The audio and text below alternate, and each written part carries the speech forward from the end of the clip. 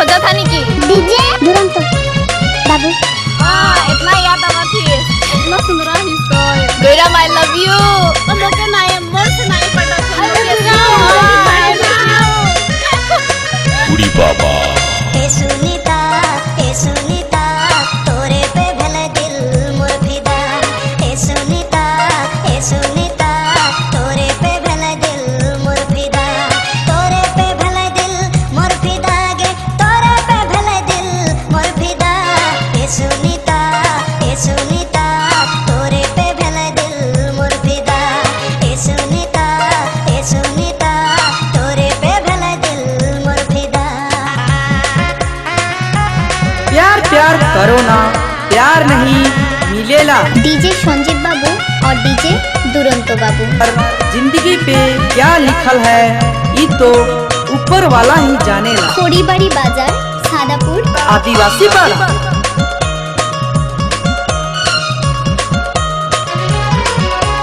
याद करे तो सुनीता बचपन के दिनवा संगे संगे गावा हली दिया फिल्मी गीतवा याद करे तो सुनीता बचपन के दिनवा संगे संगे गावा हली दिया फिल्मी गीतवा आज कहां भाई गेला रानी मोर से जुदा ए सुनीता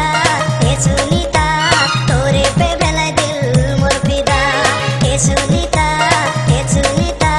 तोरे पे भला दिल मोर फिदा। वही गाँव के छोड़ा में पिया पिया कहना पिया नहीं मिलेला।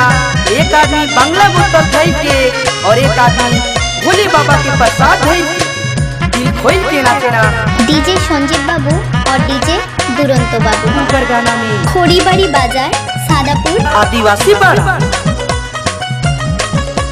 जखन जहाल सुनीता तो हाई स्कूल तोर दिले किलवाली हमें पे मकबूल जखन जहाल सुनीता तो हाई स्कूल तोर दिले किलवाली हमें पे मकबूल तो कहां भूल गेला रानी तो बता ए सुनीता तोरे पे भला दिल मोर फिदा ए सुनीता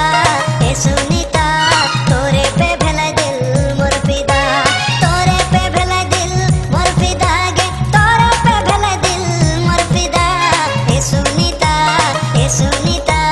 तोरे पे भला दिल मोर फिदा ए सुनीता